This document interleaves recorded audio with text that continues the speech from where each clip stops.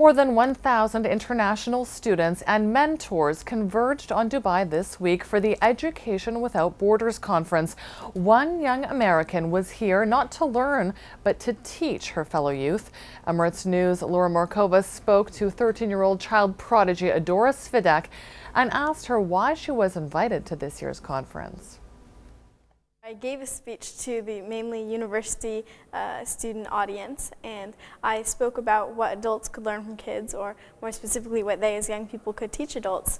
And I looked at this through saying, here are some weaknesses that we're often said to have: naivete, impulsiveness, but how can these actually be strengths? And what was the main message that you wanted to get across? I really wanted to tell the students that they have as much to teach their parents and professors as they have to teach us. The adults in the audience were some very powerful, very important, and very intelligent people. They were university professors and presidents and leaders in business, and so many of them might have thought, well, you know, we're very high qualified, what do we have to learn from a 13-year-old? And so through my speech, I hopefully showed them that there is a lot that even they can learn from people who are younger than they are. And this is your first time in Dubai. What's it been like taking part in Education Without Borders?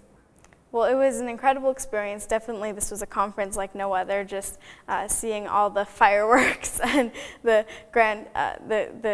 excitement and enthusiasm from the people at this conference was incredible. Now, you're referred to as a child prodigy. How do you feel about that label?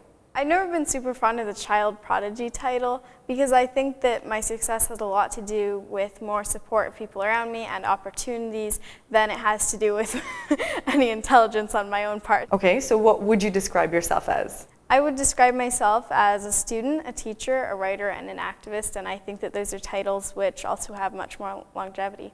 And how do you want to be perceived? What do you want people to learn from you? I hope that people realize that we shouldn't let our age define what we can do.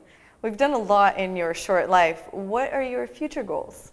Well, I really hope to continue doing my philanthropic work. I call myself an activist because I represent some organizations like the World Food Program. For instance, I've been working to help the hungry around the world. I really want to continue that work to make a difference, but also in education. I want to reform education, continue writing and teaching.